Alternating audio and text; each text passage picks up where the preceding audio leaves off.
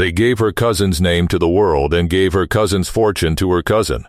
And the true heiress of Lark Hollow stood in a plain dark gown and a servant's white cap at the back of the great drawing room, while a room full of fashionable strangers admired the clever, handsome, wealthy Miss Ashby. And not one of them knew that the real Miss Ashby was the silent young woman in the corner they had all been told was the hired governess. They had taken her father the week he was buried, and her home before the will was cold,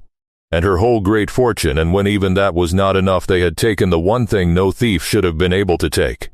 which was her own name. They had stood up before a physician and a clergyman and a house full of new servants and said that the pale grieving girl was nobody,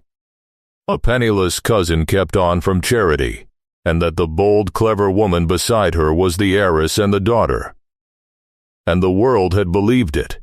because it is always easier to believe a confident woman in a fine gown than a silent one in a servant's cap.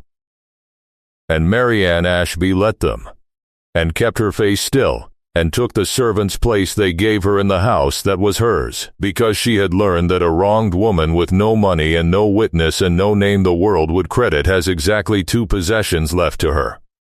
her dignity and her patience. And she did not yet know that the great store of household linen packed south with the plate and the furniture, every sheet and cloth of which she had marked with her own hand in a secret device years before in the long quiet at Lark Hollow, was about to be turned out and counted before the very people who had robbed her, and that the cold, proud man who had come to marry the wrong heiress would be standing there to read what her own hand had sewn into the cloth of her own house. It was a hard gray week in the middle of January when the cold Viscount Ravensden came to sit at last where he could watch both women in the same room. And that winter is where I will begin, though Mary Ann's story begins long before it, for everything that had been done to her in the half year since her father's death was about to be undone by the turning out of a store of linen and a man, exacting enough to wonder at a governess's hands.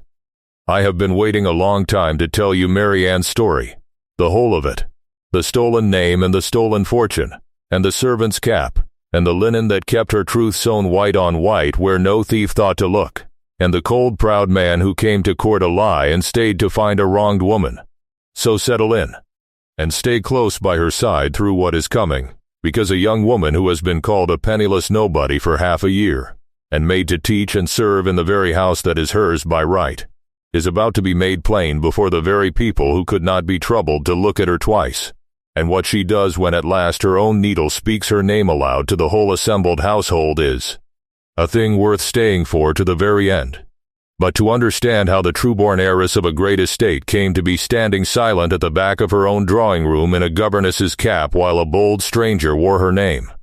you have to understand what had been done to Mary Ann Ashby, and how it was ever possible, and what she had been in the years before it. For the cruelty of her story turns on a thing most people never think of, which is how very few young gentlewomen of that time were ever truly seen by the world at all. She had been born great and hidden, and that is the first thing to know of her, for it made everything that came after possible. She was the only child of Mr. Hartley Ashby of Lark Hollow, a wealthy, retiring, bookish gentleman of the far north country, a good and gentle man, but a frail and nervous and unworldly one, who had married late and for love and had lost his young wife within a few years of the marriage, in the bearing of their only child, and the loss had broken something in him that never mended. He had drawn back from the world after it, back into his books and his gardens and his grief, and he had drawn his little daughter back with him, and there at Lark Hollow, a great remote house set among the northern fells miles from any town, he had raised her, tenderly and anxiously and almost entirely out of sight. It was not neglect. It was the opposite of neglect. It was love turned fearful. Having lost the wife, he could not bear any risk to the child, and the world, to his shy and wounded temper, was all risk, and so he kept her home. He taught her himself, and had masters come to the house and gave her a fine, deep, old-fashioned education such as few young ladies got. But he took her almost never into society, made no push to bring her out, presented her at no assembly, carried her to no season in town, and let the years go by telling himself that there was time enough, that she was happy, that he could not yet spare her to the world that had taken her mother. And so Marianne Ashby grew from a child to a young woman of 21, in the deep green quiet of Lark Hollow, beloved and accomplished and content, and almost wholly unknown. Scarcely a soul beyond the household and a few old country neighbors had ever set eyes on her, and not one person in the fashionable world she was heiress to a place in could have picked her face out of a crowd or sworn to who she was. She did not chafe at it much, being of a quiet, grave, loving temper herself and devoted to her gentle father, but it was, though neither of them ever dreamed it, the open door through which her whole ruin would one day walk. And it walked in wearing the face of a friend. When Marianne was about 19, her father, growing more frail and feeling the want of a woman's help in the house and a companion for his solitary daughter, took into the household a poor young kinswoman on the late mother's side, a cousin of some degree named Cassia Merrow, an orphan of good blood, and no fortune, of about 24, who had been making a hard shift to live as companion and governess in other people's houses. She came with fair enough references and a hard luck story. And she made herself, from the first, wonderfully agreeable and wonderfully useful. She was handsome, in a bold, bright, striking way. She was clever, and quick, and capable, and tireless. She managed the fretful invalid father with a soothing deftness that eased his every day, and she made herself the sheltered, lonely daughter's first real friend and constant companion. And Mr. Ashby, grateful and relieved, came to lean on her utterly, and Marianne, who had never had a friend her own age near her, came to trust and love her. And neither of them saw, behind the bright, agreeable surface, the cold, patient, watchful, calculating soul that Cassia Merrow truly was. For she watched. All those 2 years, while she smiled and soothed and served, Cassia Merrow watched, and weighed, and noted. And the thing she noted above all, turning it over in her mind in the long nights, was the one strange, precious fact of that household, which was how completely the great heiress of Lark Hollow was unknown to the world. Here was a vast fortune, and a great estate, and a frail, failing man who held it, and a single, quiet, sheltered girl who would inherit the whole of it, and no one at all beyond that isolated house, had ever seen the girl or knew her from any other. Cassia Merrow was a clever woman, and a wicked one, and she saw, slowly and coldly and completely, what that fact might be made to mean. She did not have to wait long, nor to lift a finger to hasten it, for Mr. Ashby's frail health did the work. In the autumn of Marianne's 21st year he took a sudden chill that went to his lungs, and sank with frightening speed, and within a fortnight, before anyone was truly ready for it, he died, quietly, in his own bed, with his daughter holding one hand and his trusted cousin the other.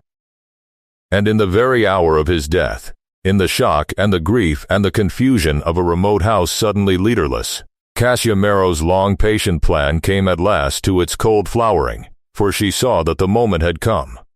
The one moment that would never come again, in which the thing could be done. The old master was dead.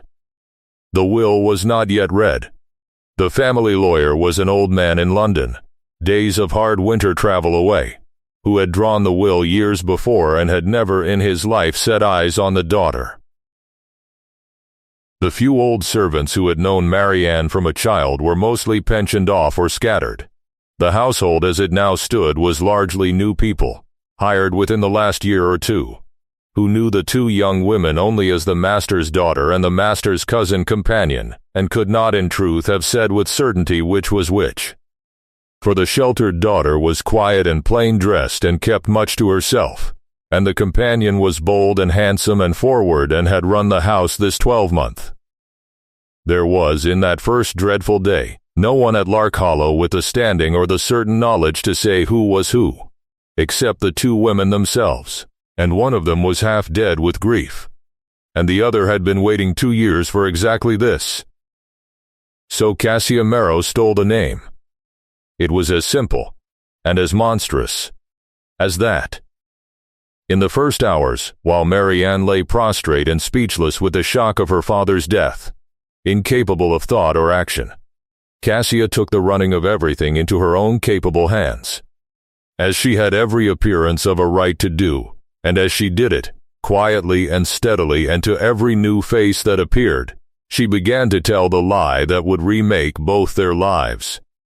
To the physician who came too late, to the clergyman who came to pray and to arrange the burial, to the servants, to the undertaker, to the country neighbors who called with their condolences, she gave herself out. Calmly and as a matter of course as Miss Ashby, the daughter of the house, the poor bereaved heiress, and she spoke of the pale, silent, broken young woman shut up with her grief upstairs as her dear cousin Miss Marrow, the companion. A penniless dependent whom dear papa had been so good as to keep, and who was, poor thing, quite overset by the loss, having nowhere else in the world to go. And because she said it with perfect assurance, and because she was the one managing all, and because there was no one there who certainly knew better and dared to say so, it was believed.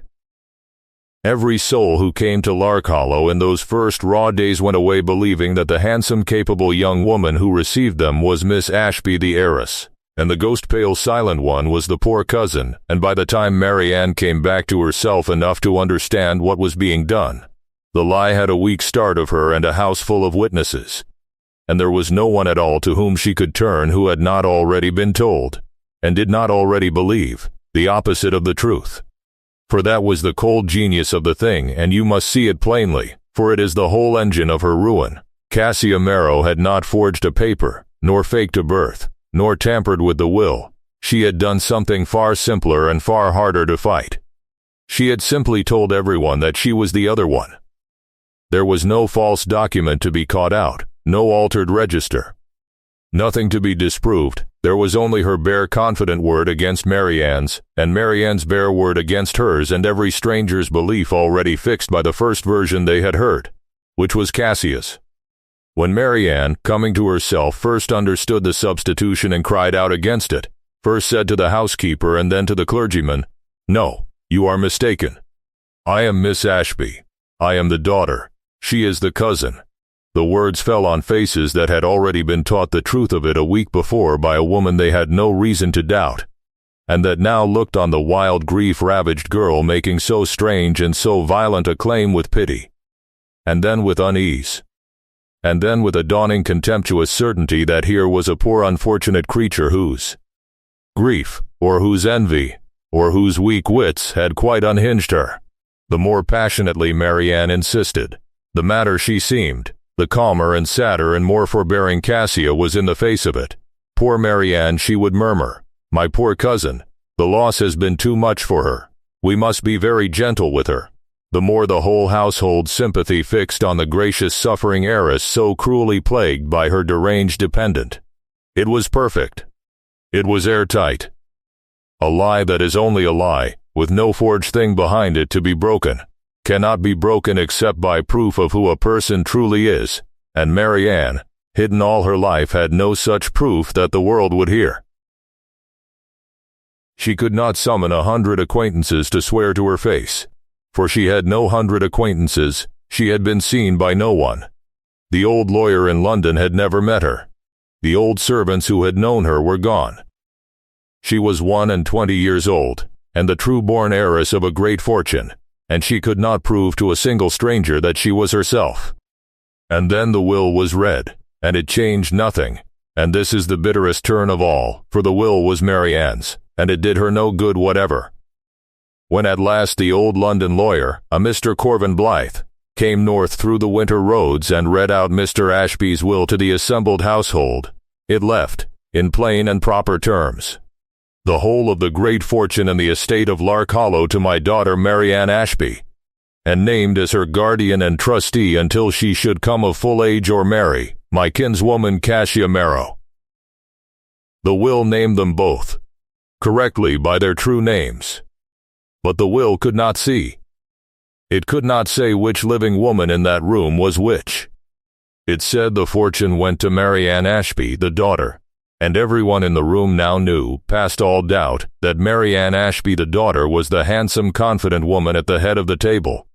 because they had been told so for a fortnight, and had seen her act it, and so the reading of the will, which named the true heiress,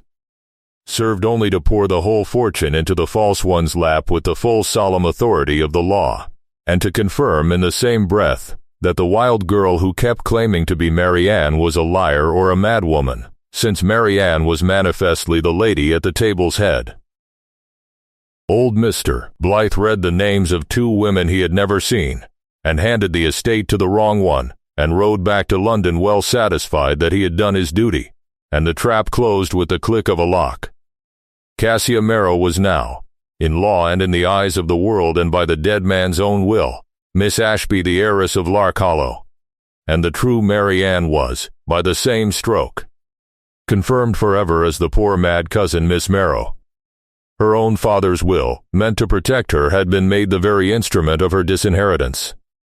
What Cassia did next showed the whole cold shape of her mind, for she did not do the thing a lesser villain would have done, which was to cast the inconvenient true heiress out. She could have turned Marianne out of doors with nothing. Who would have stopped her? But Cassia Marrow was cleverer and colder than that. A discarded rival, penniless and desperate, might find some ear, some champion, some magistrate in an idle mood, and become a danger. A wronged woman set free to wander and complain is a loose thread.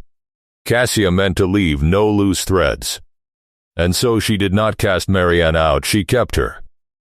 close, and kept her controlled, and above all kept her discredited in advance, fixed forever in a station and a story that would make any claim she ever dared to make sound like malice and madness. She let it be understood, with a great show of pained Christian generosity, that though her poor cousin Miss Marrow was penniless and troublesome and sadly disordered in her wits, she, the good heiress, could not bring herself to abandon her mother's kinswoman to the world. She would keep her, and find her some useful employment suited to her reduced situation, out of pure charity. And so she began, coldly and deliberately, to build the cage. The first thing was to leave Lark Hollow, and quickly, before too many of the old country neighbors who had at least glimpsed the real daughter as a child could gather and compare notes, for the north was thin ice under the whole design. Cassia gave out that the great house held too many sad memories, that the poor heiress could not bear to remain where her dear father had died, and that she would remove to the south, to be nearer society and the world, and there take up the life and the establishment her fortune fitted her for. It was a natural enough thing for a rich young orphan to do, and no one thought it strange, but its true purpose was to carry the fraud out of the one place on earth where it might be recognized, and set it down fresh among strangers who had never known any Ashby at all. And so, within a few months of the death, the whole household was broken up and moved south. The fortune and the plate and the fine furniture, and the great store of household goods carried down to a handsome leased house in a fashionable county within reach of town, and Cassia Marrow set herself up there as the wealthy Miss Ashby of Lark Hollow, a great new heiress lately come into a northern fortune, mysterious and rich and handsome, exactly the sort of prize that fashionable society opens its arms to and asks no awkward questions of. And she brought the true Marianne south with her, installed now in the place she had chosen for her, the place that was at once a servitude and a silencing, for Cassia had taken into the household, as a screen and an excuse, a young orphaned ward, a distant connection of no importance, a girl who needed schooling, and to teach and tend this ward she appointed her poor disordered cousin Miss Marrow, who had, she let it be known, been bred well enough in happier days to make a serviceable governess, and whom it was surely a kindness to give useful work. And so the true and only heiress of Lark Hollow became the hired governess of a nobody, a paid upper servant in the house that her own money had leased, living below the family, taking her orders from the woman who wore her name, teaching in a plain dark gown and a white cap, while the fortune that was hers by every right of blood and law was spent to buy silk and horses and a great marriage for the impostor upstairs. It was a servitude with a lock inside a lock.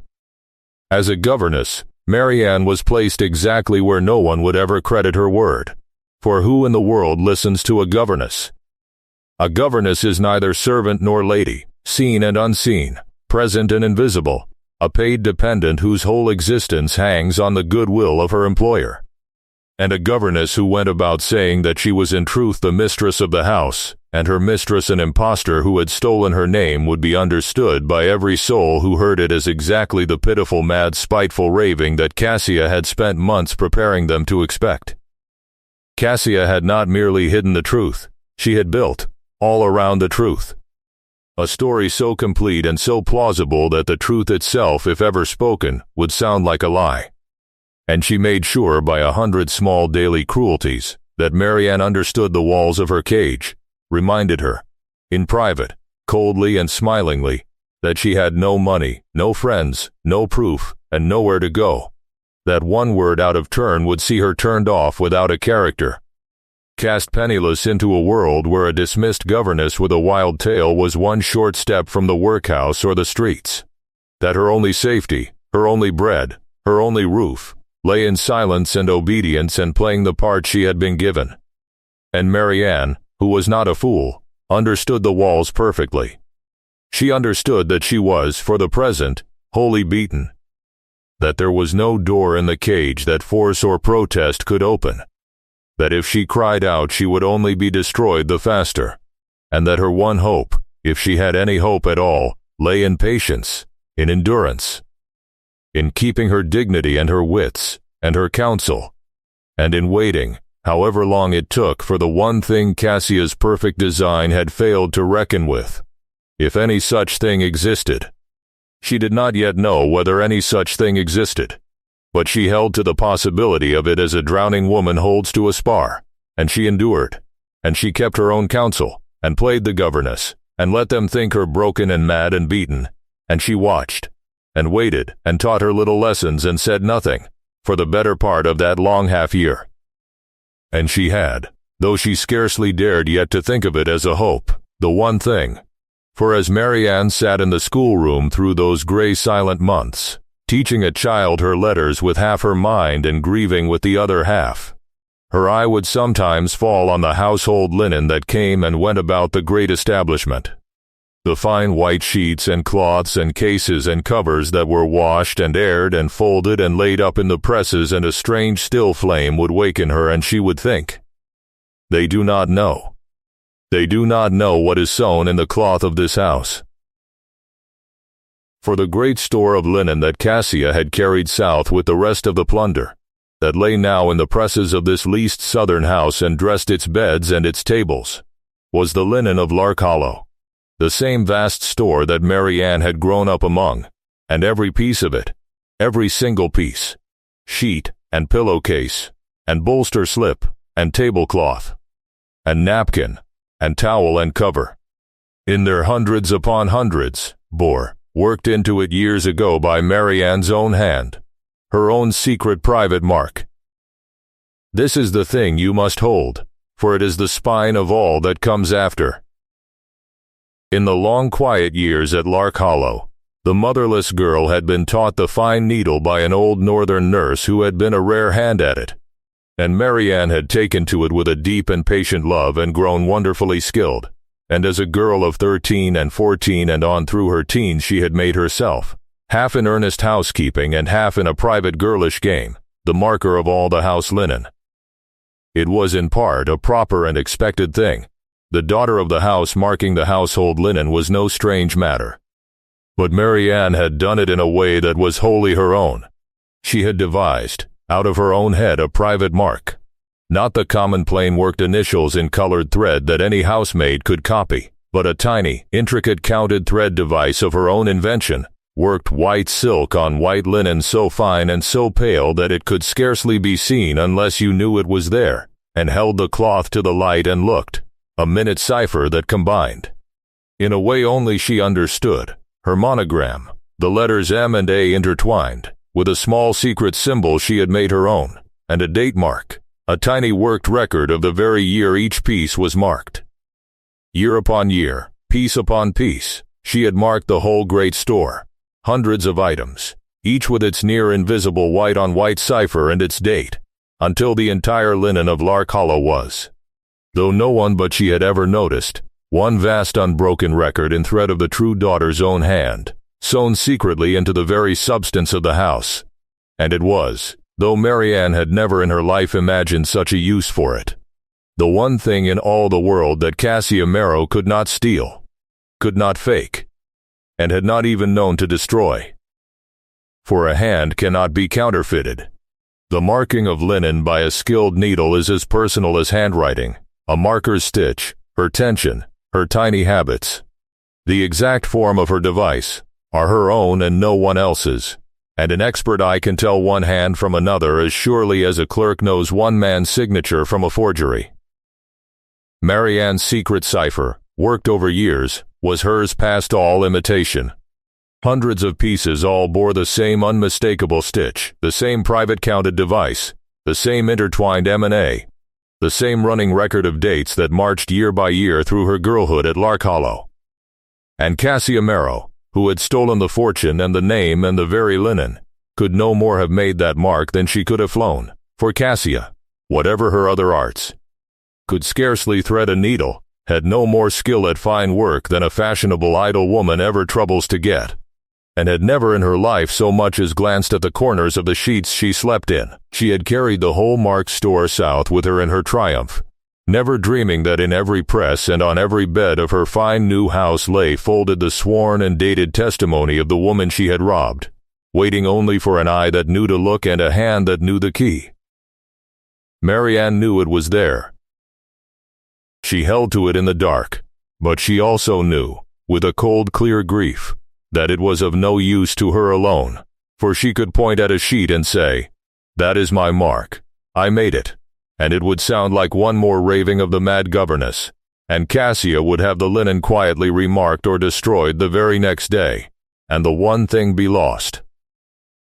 She needed what she did not have. Someone with the standing, the eyes, and the will to make the household linen be turned out and looked at, openly before honest witnesses, so that her secret hand could be found in its hundreds, and read by those who could not be silenced. She had no such person.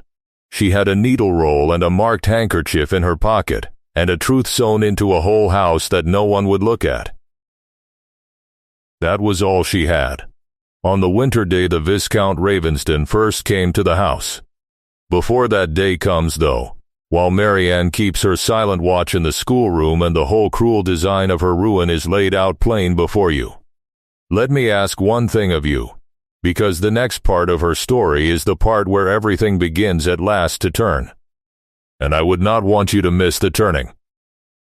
If you've made it this far into Marianne's story, hit subscribe, because what happens next is the part I've been waiting to tell you. There. That is the only time I will ask. Now come back to the house, because the Viscount's carriage is at the door. It was, as I have said, a hard grey week in the middle of January when the cold Viscount Ravensden first came courting to the fine leased house in the south where Cassia Marrow reigned as the wealthy Miss Ashby, and the cold Viscount walked into Marianne's story, and to understand why he, alone of all the fine gentlemen who came bowing to the great new heiress, was troubled from the first hour by a wrongness he could not name, you must understand who he was, for the world had him quite wrong. The Viscount Ravensden, Julian Wardour, a man of some 35, was reckoned, by the fashionable world that knew him slightly and feared him a little, a cold and difficult and disagreeable man, proud, exacting, unsmiling, impossible to please, with a sharp, cool eye that seemed to see straight through the small, pleasant lies that society runs on, and no patience at all for a fool or a flatterer or a performed feeling. Heartless, the disappointed ladies said, who had tried and failed to charm him, a cold fish, a hard man, a cynic. And all of it was, as such verdicts usually are, the truth turned inside out. For the Viscount was not heartless, he was only exact. He was a grave, deep, private man of unusual penetration. A man who read people as other men read a printed page, quickly and surely and to the bottom, and who had learned in a hard youth and a hard passage through a false and flattering world, to trust nothing but what was true and to detect, with a kind of weary certainty, the false wherever it wore its mask. He had been deceived once, badly, as a very young man, by a charming performed love that had proved all calculation. and he had come out of it with his heart guarded behind a wall and his eye sharpened to a blade. And he could no more sit comfortable in the presence of a sham than a man with a fine ear can sit easy beside an instrument out of tune. It was not coldness. It was that falseness pained him, physically almost, and that he had stopped troubling to hide the pain, and so a world that ran on comfortable falseness found him cold, because he would not pretend not to see through it. He did not suffer performances. And he had, buried deep and long unused beneath the guarded exact surface, a capacity for a deep and steady and loyal feeling that he had shown to no one in 15 years, and that he had all but forgotten he possessed. And he had come, God help him, to court the false Miss Ashby. And to understand how bitter and how strange a thing that was, you must know that he had not come for love, nor pretended to. His own affairs required it.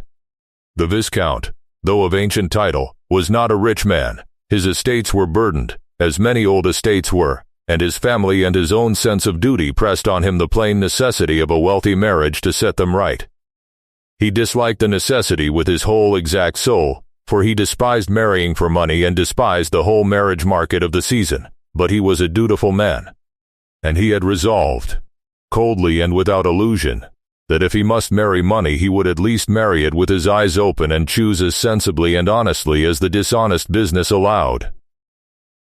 And the great new northern heiress, the wealthy mysterious Miss Ashby of Lark Hollow, had been put in his way by his family and by the general talk as the very thing. Young, rich, handsome, unattached, of good blood.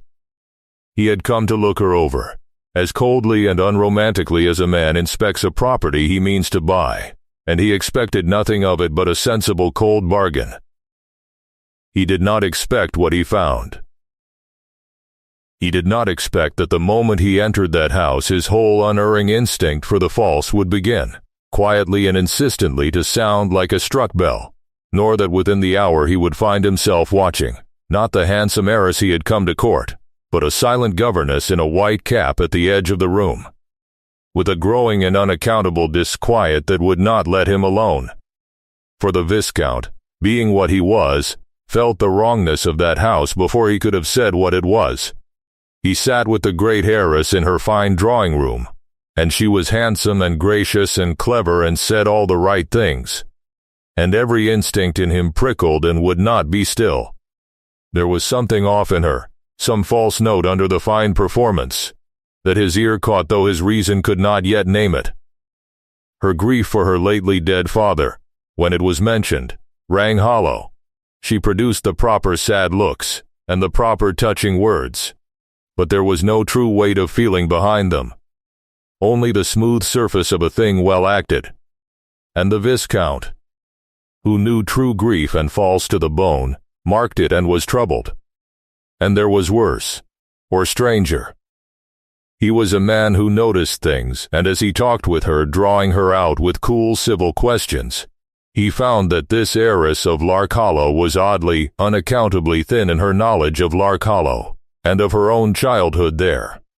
She spoke of her northern home in vague bright generalities, but when he, idly and testing he hardly knew what, asked some small particular question, some ordinary thing a woman would know of the house she was bred in, the aspect of a room, a family custom, the name of an old servant, she fenced and flustered and turned it aside and did not, could not, answer as one answers of the home of one's whole life. A stranger would have noticed nothing. The Viscount noticed everything, and filed it, cold and exact. In his careful mind this woman's grief is performed, and this woman does not know her own house. Something here is wrong. And all the while, as he made his stiff civil visit, there was in the room,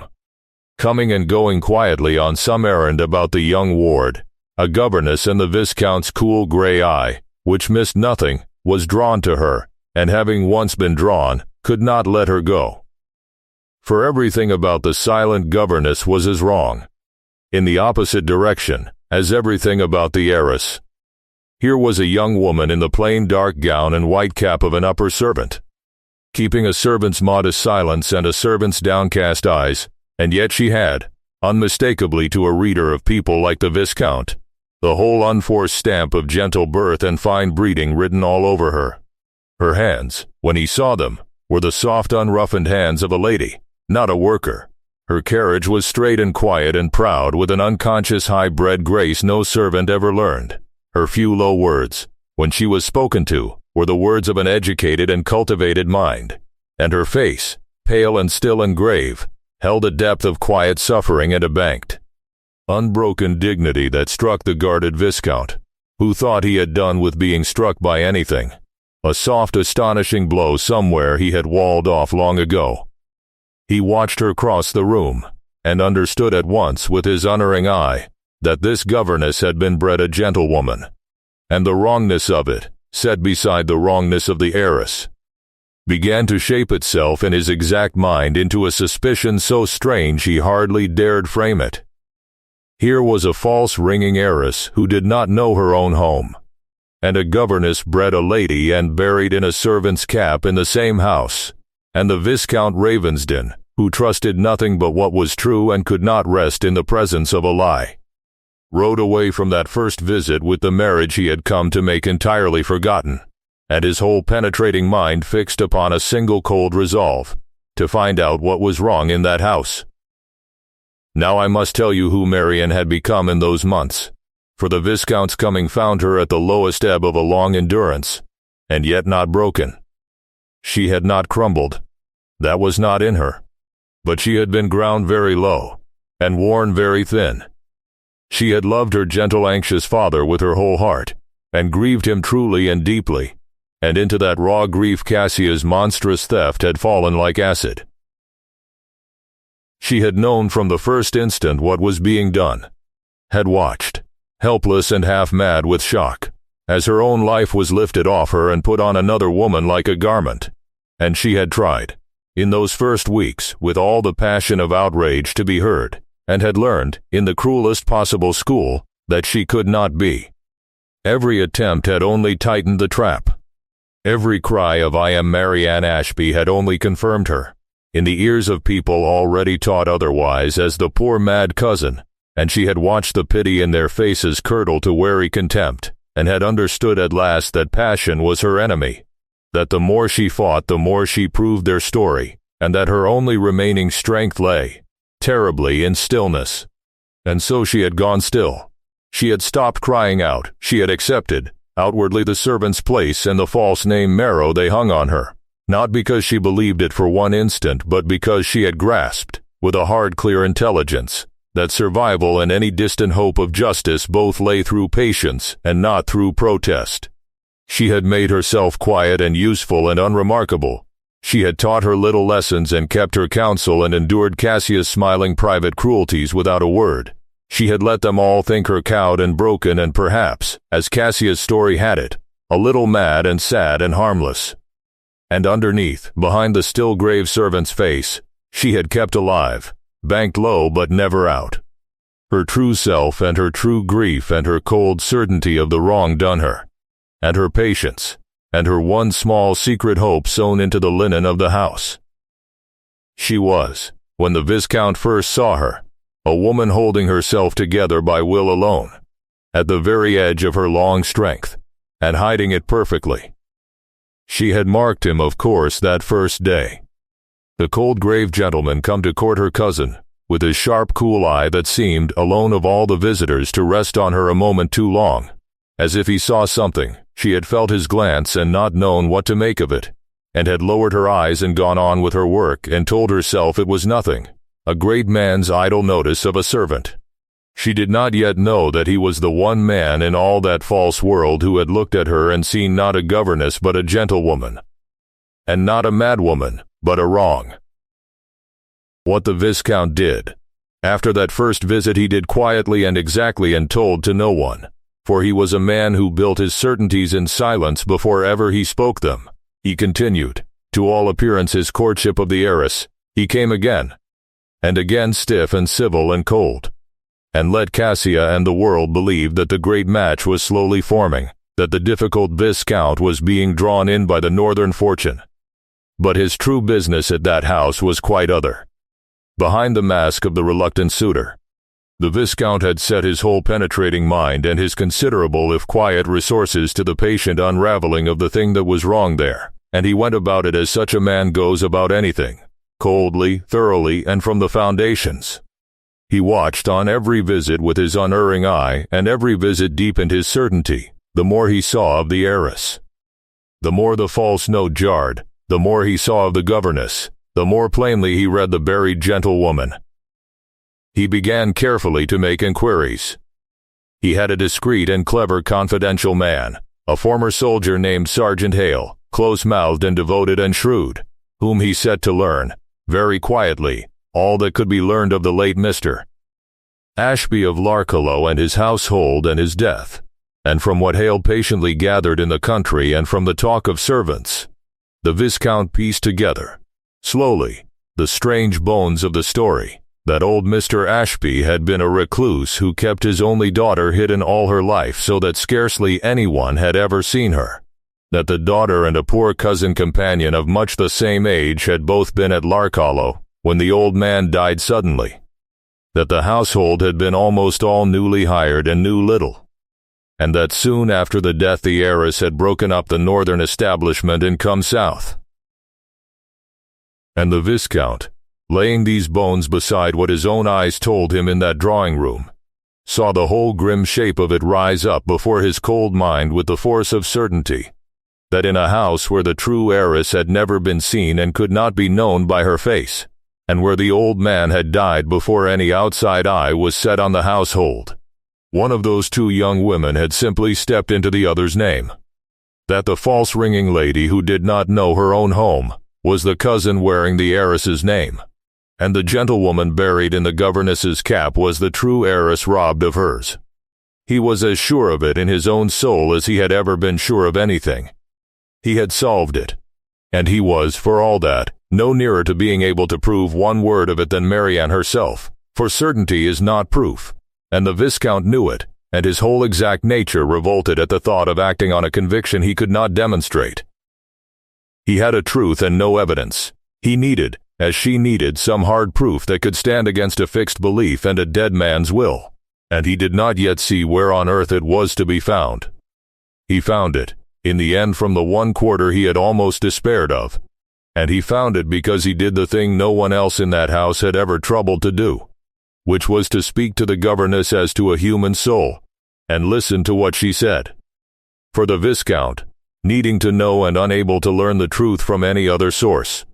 resolved at last, with great care and great delicacy, to approach the silent gentlewoman herself, and finding one grey afternoon a chance to speak with her a few private moments, in the schoolroom passage where none could overhear, he did a thing that astonished her past speech. He did not accuse, or exclaim, or blunder. He looked at her with his cool grave eyes, and said to her, quietly and steadily, that he did not think she was who she was said to be, that he believed a great wrong had been done in that house, and that he wished, if she would let him and could trust him, to see it set right. And Marianne, who had not heard one word of belief from any living soul in half a year, who had schooled herself so long to expect nothing but disbelief and contempt that the plain fact of being credited by this cold, formidable stranger nearly undid the whole hard fortress of her stillness, looked up at him, white and trembling, hardly daring, and saw in his grave grey eyes no pity, which she had dreaded, but something far rarer and far steadier, a plain exact conviction and a plain honest resolve, and after a long moment, in a low shaking voice, for the first time in half a year to a soul who would believe her, she told him the truth. Not wildly, not all at once, but quietly and clearly, as one clear mind to another, who she truly was, and what her cousin had done and how, and why she could not prove it, and how she was trapped. And the Viscount listened, gravely and exactly, and believed every word, for it fitted precisely the shape his own mind had already built, and when she had done, he asked her the one question that mattered, the question of a man who deals in proof. Was there anything at all in the world, any object, or paper, or person that could prove who she was against that fixed and dreadful lie. And Marianne, who had turned that very question over in the dark 1,000 nights, looked at him and hesitated, and then, with the first faint terrible flicker of hope she had felt in months, told him about the linen. She told him of the great store of house linen carried south from Lark Hollow, that lay now in the presses of that very house and dressed its beds, and how all through her girlhood she had marked every piece of it with her own hand in a private counted thread device of her own devising, a near invisible white-on-white cipher of her intertwined initials and a secret mark in the year of each piece's marking, worked over years, hundreds upon hundreds of pieces, a hand as personal and as impossible to counterfeit as a signature, and how Cassia, who could not thread a needle and had never looked at the corner of a sheet, had carried the whole marked store south in her plunder without ever dreaming what it was, so that the truth of who had grown up mistress of that linen lay folded, sworn and dated, in every press in the house, needing only an eye that knew to look and the key to the cipher, which was hers alone. And the Viscount Ravensden, who dealt in proof and knew the worth of a thing that could not be faked, heard her out and felt his cold exact heart quicken, for here at last was evidence. Hard, physical, abundant and unanswerable, not one sheet that might be dismissed, but a whole household's worth of a single unmistakable hand, dated year by year, that no impostor could have made and that could be found by the hundred and read by any honest eye that was shown the key. He saw, in one flash of his penetrating mind, both the proof and the way to bring it out. For household linen, he knew, is not a private thing hidden in a drawer. It is turned out, aired, counted, inventoried, in the ordinary great business of running a great house. And above all, when a household is newly settled, or a marriage is toward and the stores are gone through and reckoned, and a full airing and inventory of the linen of that house, made openly before honest witnesses, would lay every marked corner of it bare to the light. He had only to bring it about that such an inventory be made, and to be there, with credible eyes, when Marianne's secret hand was found in its hundreds, and the thing that had been buried in the cloth of the house for years would be turned to the light before the very people who had robbed her. I have lingered on the Viscount's reasoning, and I make no apology for it is the engine of all that follows, and I would have you see clearly how a truth sewn invisibly into a house full of linen was at last drawn out into the day. It was not chance, and it was not a lucky accident of the wash, but a living man's exact and patient mind seeing what proof there was and how to make it speak, and a wronged woman's long-kept secret guiding his hand to the place. But while the Viscount laid his careful design, Marianne's daily lot did not ease. It sharpened, for Cassia, scenting the great match with the Viscount ripening toward its object and giddy with the nearness of a coronet, grew bolder and crueler and more careless in her triumph. And the worst of Marianne's humiliations fell in those very weeks. For Cassia, believing the cold Viscount all but won, resolved to make a great splash in the neighborhood, the better to seal her conquest and crown her career as the reigning heiress, and she gave out a grand entertainment at the fine leased house, an evening of it, with all the county invited and the Viscount the guest of honor, at which the wealthy Miss Ashby of Lark Hollow should shine before the whole neighborhood as the coming Viscountess, and she required the governess, her poor mad cousin, to be present and useful through it all, fetching and tending the ward and standing at the back to be at hand, so that Marianne must pass the cruelest evening of those cruel months standing silent in her servant's cap at the edge of her own money splendor, watching a false woman wear her name and her fortune and receive on both the homage of a whole county. And it was worse even than the mere watching. For Cassia, flushed with wine and vanity and the sweetness of her triumph, took a cold pleasure that night in parading her power over the woman she had robbed, and at the height of the evening, before a knot of fine guests, she called her poor cousin the governess forward, and made a great condescending show of her charity in keeping the unfortunate creature, and remarked, with a sweet cruelty, on how sadly reduced dear cousin Marrow was, and how good it was of herself to find the poor disordered thing useful employment, and turned to the company to invite their admiration of her generosity. and a loud fashionable lady of the neighborhood. A Mrs.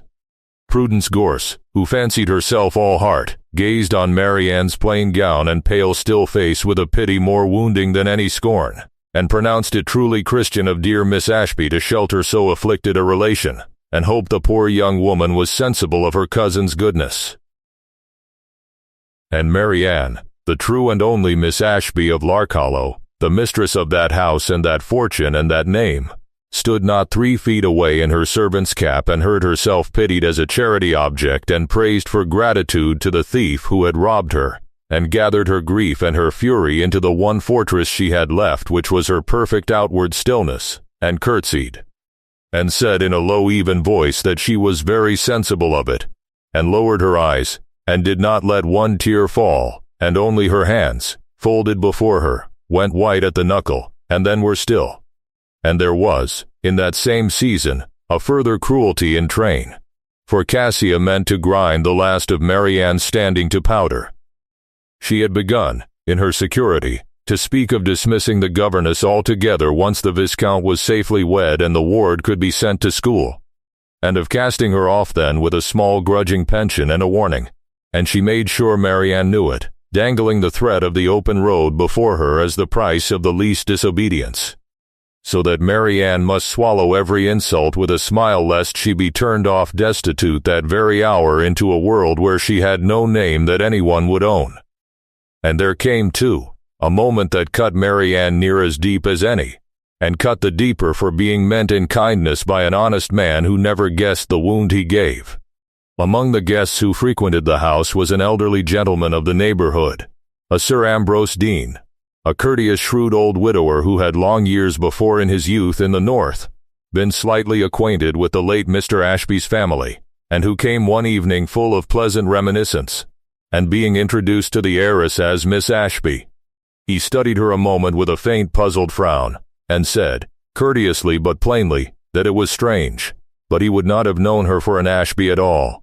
that he remembered the family and the poor late mother, and that the young lady favored them not in the least, and Cassia, with a smooth quick laugh, turned it aside, saying that she was said to be all her father's people and none of her mother's, and changed the subject.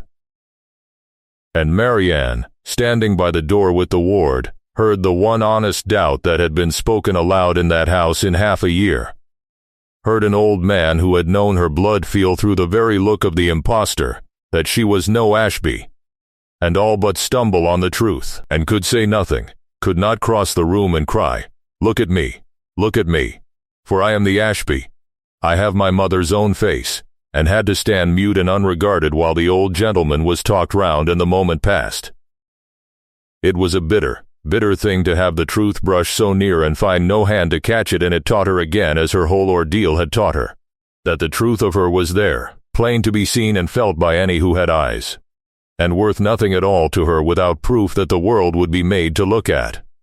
She went up to her cold little room that night and took out her needle roll and held her one small marked handkerchief in the dark, the little square of linen with her own secret cipher worked white in the corner, the last free thing her own hand had made, and thought of all the marked linen of Larkhollow lying folded and silent in the presses below, her whole true self sewn invisibly into the very house, and prayed, though she scarcely knew to what, that the cold grave man who had believed her would find the way to make the cloth speak. And there was, in those same weeks, one thing that happened in that house that the Viscount, had he seen it, would have prized above rubies, for it showed in a single stroke the whole truth of which woman was which. A small domestic crisis fell out over the very linen. A quantity of the fine store was found to have been carelessly used and some of it damaged, and a fine old cloth badly torn.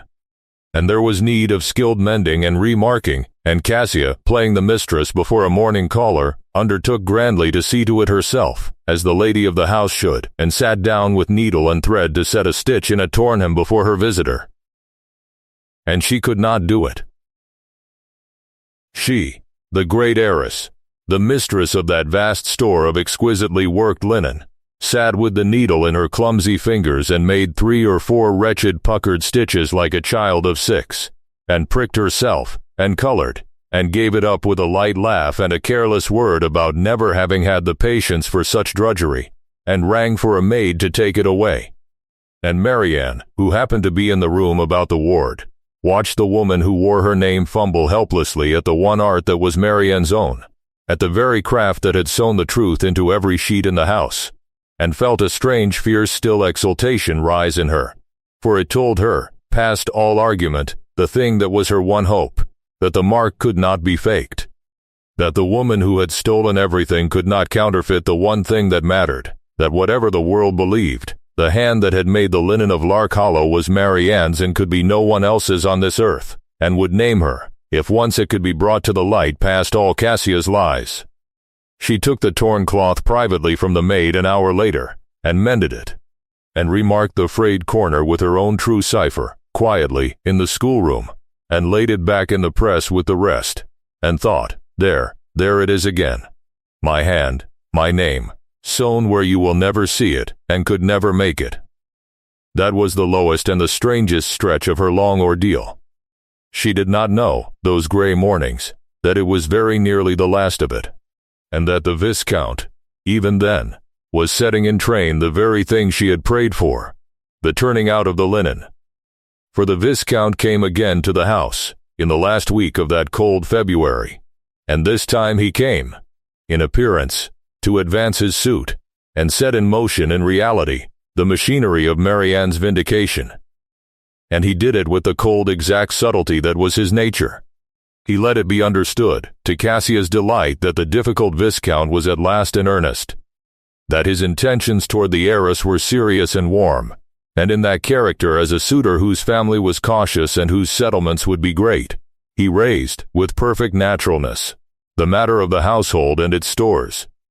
His people, he said, in arranging the settlements and the joining of two establishments, would wish, as was entirely usual and proper in a great match, for a full and formal inventory to be made of the lady's household goods and above all of her linen, that fine store of northern linen of which he had heard, both to value it and because his own old-fashioned family set much store by such things. He proposed that a complete airing and reckoning of the whole linen of the house be made, in the coming days, by the housekeeper and the maids under proper oversight, that the inventory might be drawn up.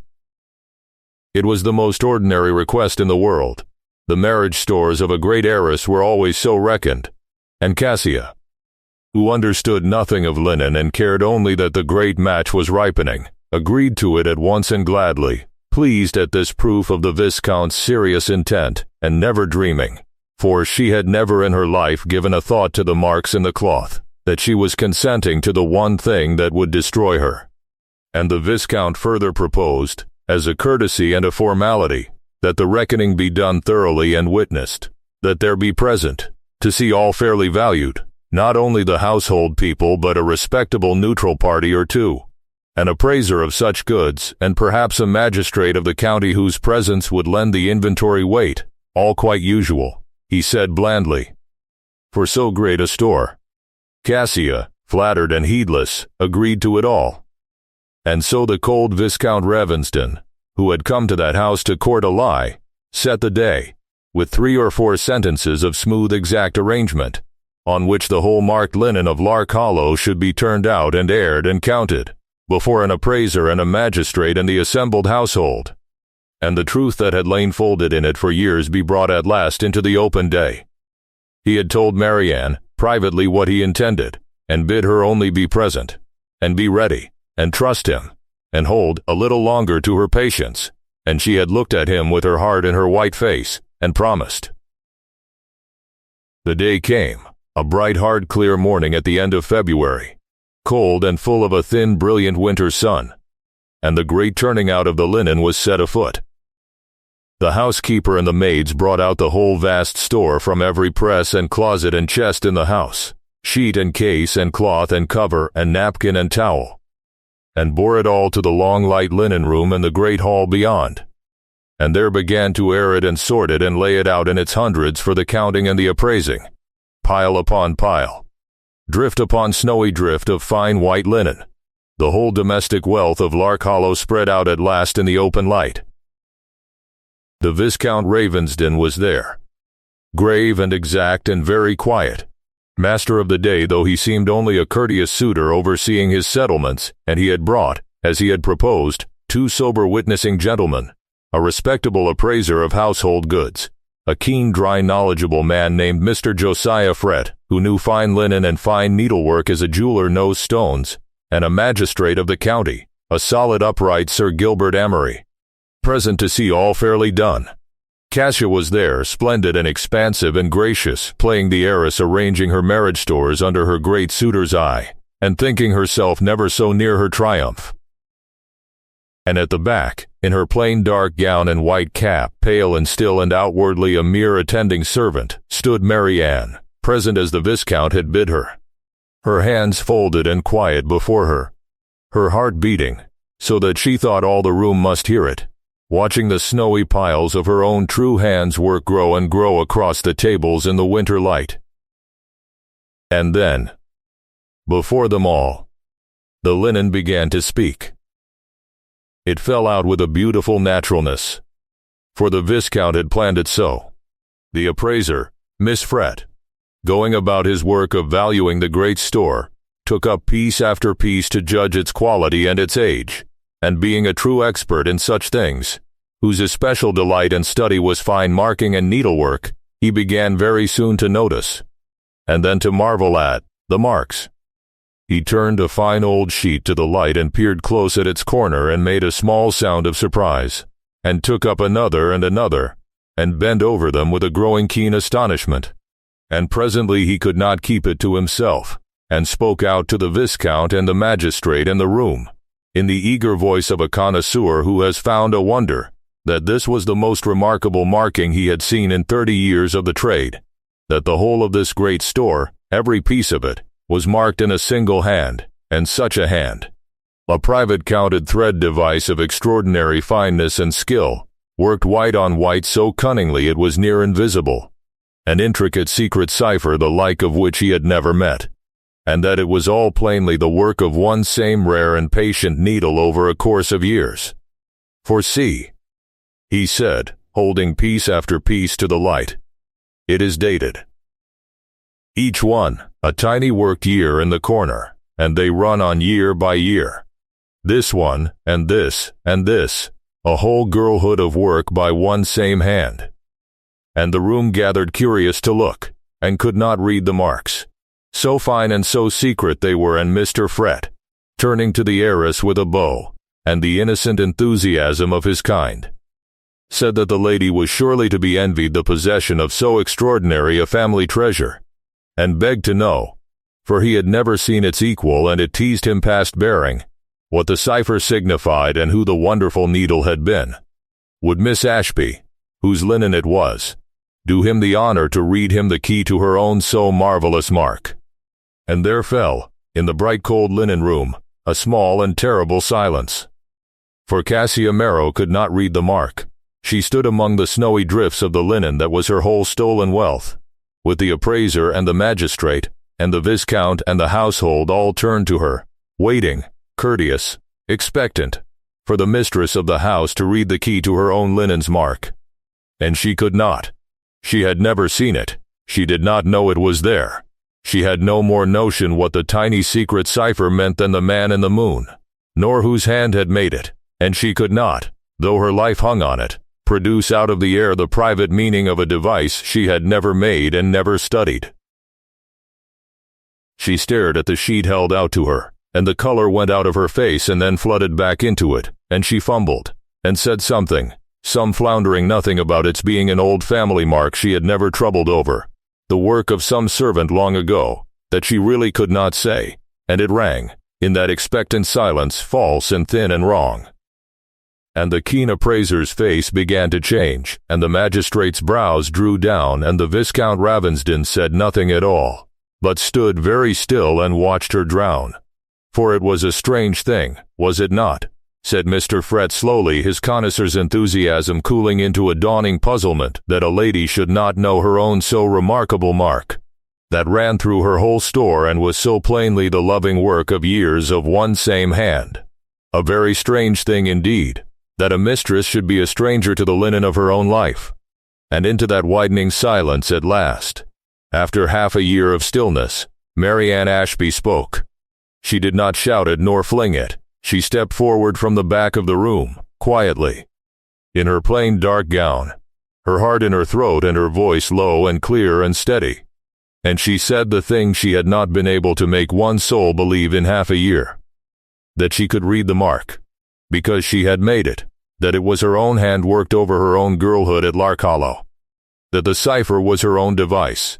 the intertwined letters her own initials, M&A, for Mary Ann Ashby, and that if the room would let her, she would read them the key, and prove whose hand had marked every sheet in that house. And Cassia Merrow made a strangled sound and started forward with some furious word, and found the magistrate's cold eye and the Viscount's still figure between her and the governess. And the whole astonished room turned from the fine floundering heiress to the pale steady governess in the servant's cap, and grew very quiet, and let her speak.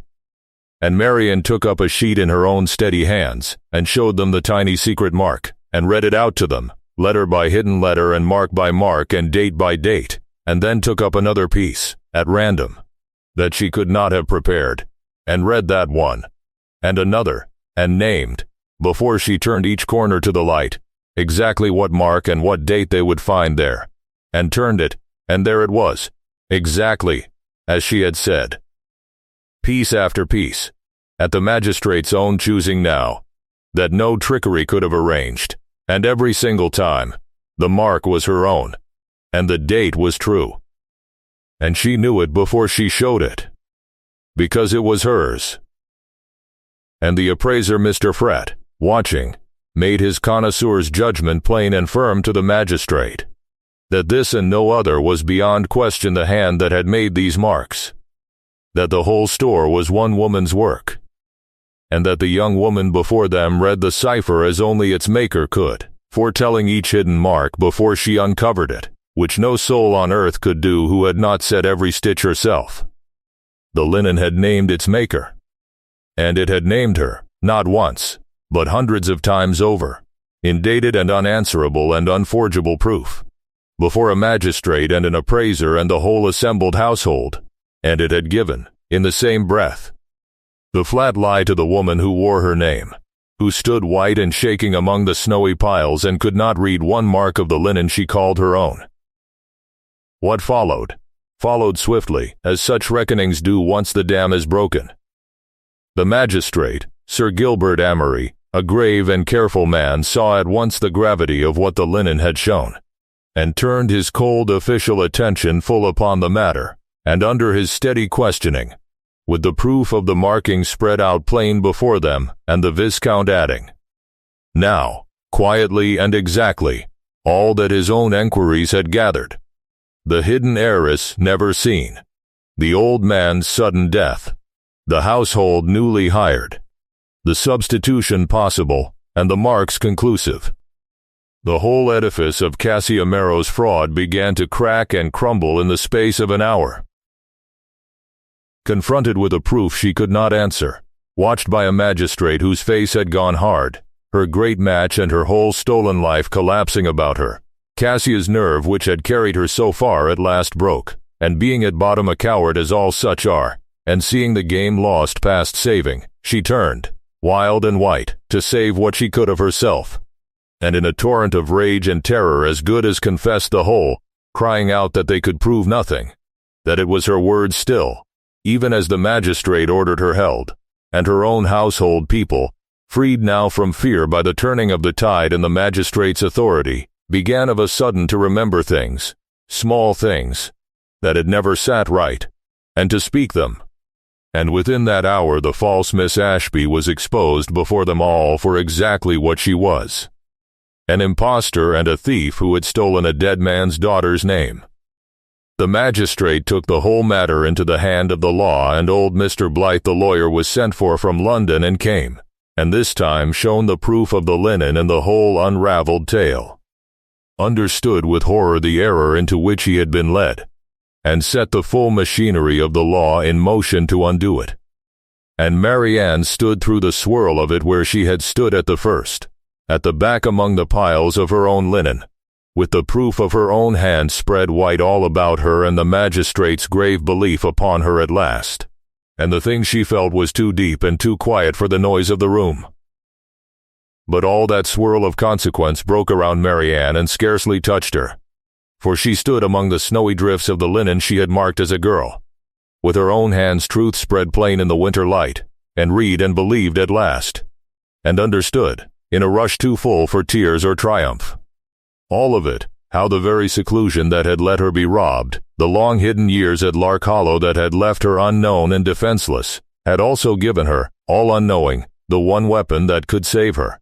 How the patient girlish art she had made of marking the linen, that had seemed the merest quiet pastime, had been laying up, stitch by secret stitch and year by dated year. The sworn testimony that no thief could steal or fake or find. How the truth of who she was had been sewn all the while into the very cloth of her stolen house, waiting, patient as she had learned to be patient, for the day and the eye that would bring it to the light. And she thought of her gentle, anxious father, whose fearful love had hidden her and so nearly undone her, and whose long quiet house had, in the end, through the needle he had let an old nurse teach her, kept faith with her past his own death and given her back her name. And she stood among her linen and grieved and rejoiced in one unbearable fullness, and let at last the slow tears come, not for sorrow now but for the sheer flood of a truth restored. There was one moment, in the thick of it, that Marianne remembered all her life above the rest, and it was a quiet one. As the magistrate questioned and the truth broke over the room, an old servant came to her through the press of people, a gray elderly woman who had been, it proved, one of the very few of the old Lark Hollow people kept on through the move south. A quiet under-servant Marianne had scarcely known, who had held her peace all these months in fear and doubt. And the old woman came now with the tears running down her seamed face, and took Marianne's two hands in her worn ones, and said, low and broken, that she had thought, she had always half thought, in her heart, that it was wrong, that the young lady was never the cousin, that there was something in her face and her ways of the old master and the poor dead mistress, but that she had been afraid, and had said nothing, God forgive her, and now she was so glad, so glad. And Marianne pressed the old hands and bent her head to the old woman's, and understood in that wordless moment the whole weight of what it was to have been unseen and disbelieved, and the whole sweetness of being known at last, even by one poor frightened servant who had carried a doubt in silence. And it was worth more to her, that old woman's tears, than all the magistrate's grave findings. And she remembered, too, the look on Cassiomero's face in the moment the linen was read, and she understood, all at once, that the plain white sheets she had carried south in her triumph had been her ruin folded in her own hands the whole time. That the one art she had scorned as drudgery had undone her. That a thing sewn white on white by a despised girl's needle had reached up out of the cloth and torn the stolen name off her before them all. Marianne remembered it without triumph, almost without anger, only with a grave wonder that so much cold cleverness should be brought down by so small and so patient a thing as a mark in a hem. She did not gloat. She had no need. The linen had spoken for her, and her own long-ago hand. And that was enough. It was the Viscount Ravensden who in the end drew her quietly out of that crowded room, away from the noise and the staring, into the cold bright air of the winter garden, and it was there, for the first time, that the two of them truly spoke, not as suitor and servant nor as rescuer and rescued, but plainly, as themselves. He did not pity her. She had dreaded through all of it the touch of pity, and there was none in him, there never had been. He spoke to her, instead exactly and gravely, as one clear mind to another, and the first thing he said to her, before any other thing, was not a word of soft comfort but a plain grave acknowledgment of the truth, that he had known her for what she was from the first hour, that he had never once been deceived, that he had seen the gentlewoman under the cap and the wrong done to her before he had any proof of either, and had only waited, as she had waited, for the way to make it plain. And Marianne, looking up at this cold, formidable man who had walked into her false world and seen straight through it to her, who had believed her when no one living would, who had not pitied her but simply, quietly, set himself to see justice done and done in a way that would stand, found that the long frozen thing in her began, painfully and sweetly, to thaw. And the two of them stood in the cold winter garden while the household seethed behind them, and talked, gravely and honestly and with a strange growing ease, as two people talk who have each spent a lonely guarded life among the false and have met, unlooked for, one other soul who cannot abide a lie and knows the worth of a true thing. It was not a courtship. It was something at once smaller and far larger. It was recognition. And both of them felt it, and neither of them named it. And the Viscount, who had walled his heart off 15 years before, rode home that evening having said not one word of love, and knowing, with the same cold certainty by which he knew all true things, that he had fallen, wholly and for the only time since his youth, in love. The law took its slow grinding course after, and it ran all in Marianne's favor, for the proof from the linen was overwhelming, and the fraud once cracked, fell wholly to pieces. The substitution was undone in law as it had been undone in fact.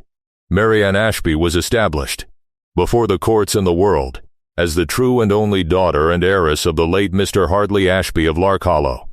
and restored to her whole fortune and her estate and, dearer than either, her own name. Cassia Marrow was stripped of the plunder to the last shilling, and being now exposed and friendless and facing the full weight of the law for so gross a fraud, was disgraced past recovery and put to answer for what she had done, and passed out of Marianne's life into a deserved and shabby ruin. The great match she had schemed for turned to ashes, and the fine world that had fawned on the rich Miss Ashby turned its back on the exposed impostor with the same easy speed it did all things. And the loud Mrs. Prudence Gorse, who had pitied the poor afflicted governess a month before, was to be heard within the same fortnight assuring all who would listen that she had perceived from the very first that there was something not right about that so-called heiress, something coarse and bold quite unlike true blood, and that dear Miss Ashby, the real one, the sweet dignified creature so shamefully used, had always had about her the unmistakable stamp of the highest quality, and the neighborhood, which had believed the lie because a bold confident woman is easier to believe than a silent one, now turned about as one and believed the truth with the same comfortable ease, and discovered that it had always in its heart known the grave gentlewoman for what she was. The world is like that. It goes whichever way the proof points, and is always sure it knew the way along. And old Sir Ambrose Dean, who had said he would not have known her for an Ashby, came to Marianne when the truth was out, much moved, and told her that now he looked on her true face he saw her poor mother in it plain as day, and begged her pardon for a doubt that had, he now understood, been the very truth misdirected, and Marianne forgave him gently, for he had after all been right. And she had the Viscount. But not at once, and not for the asking, for here Marianne did the thing that was most herself, and the thing that makes her story worth the telling. The Viscount Ravensden, once the law was settled and a decent interval passed, came to her, gravely, exactly, with no flourishes, for he was incapable of flourishes, and told her plainly that he loved her, that he had loved her. He believed from the first hour he saw her cross that drawing-room and knew her for a wrong gentlewoman, that he had come to that house to make a cold bargain for a fortune, and had found instead the one thing he had stopped believing the world contained, a true soul in a false place, and that he asked her, with the whole of the guarded heart he had shown to no one in 15 years, to be his wife. And Marianne, who loved him too by then and knew it, did not simply fall into his arms. She had just spent half a year learning, in the hardest school there is, exactly what it is for a woman to have her whole name and safety and standing rest at the mercy of another. She had been, for half a year, no one and nothing, owned and erased and dependent utterly on others' belief and others' will, and she found that before she could be any man's wife, even this man's, even gladly, she needed, for once in her whole sheltered erased life, to stand simply and wholly on her own ground, and be for a while no one's dependent, and no one's ward, and no one's rescued object, but only and entirely herself. And so she asked him to wait. She asked him for a year in which she would go back to Lark Hollow, and take up in her own hands the estate and the fortune and the name that were hers, and live in her own house under her own true name,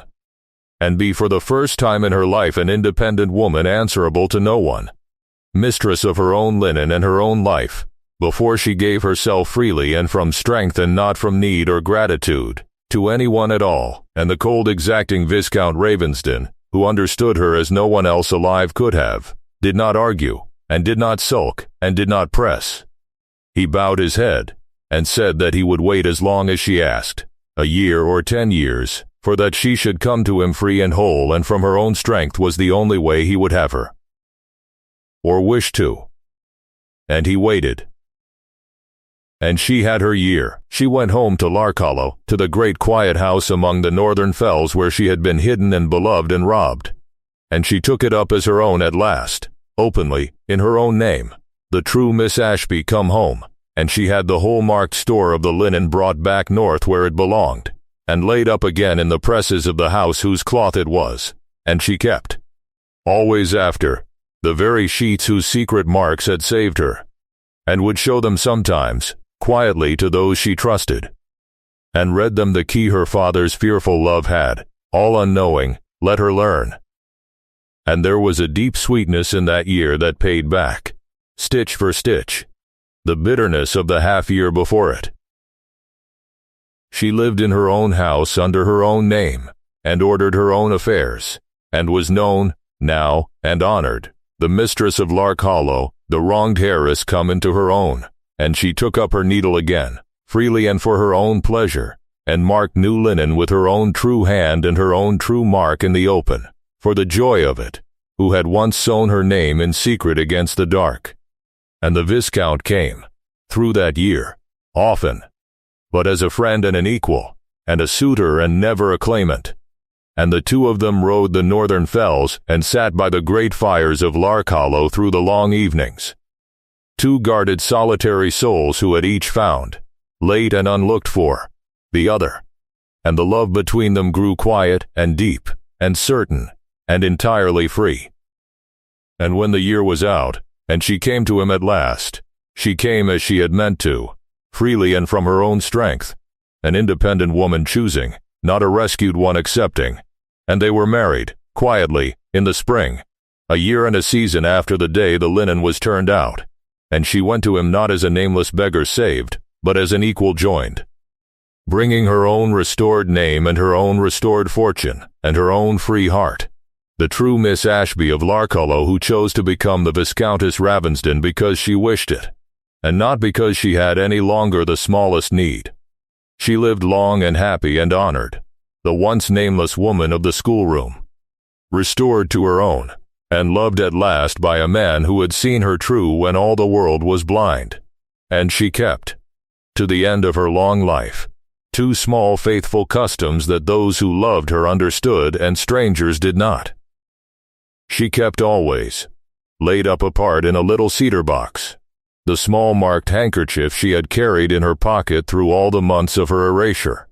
the one free thing her own hand had made in her captivity, and would take it out sometimes, in quiet moments, and hold it, with a still grave tenderness, for the girl she had been and the strength that girl had needed. And she gave order, in her household and in her will, that the great marked store of Lark Hollow linen should be kept always, and never let go, and the key to its cipher taught to her own trusted people after her, that any who came after, holding the old cloth to the light, might find the tiny secret hand sewn white on white in every hem, and know that a name once stolen had been given back by a woman's own patient needle,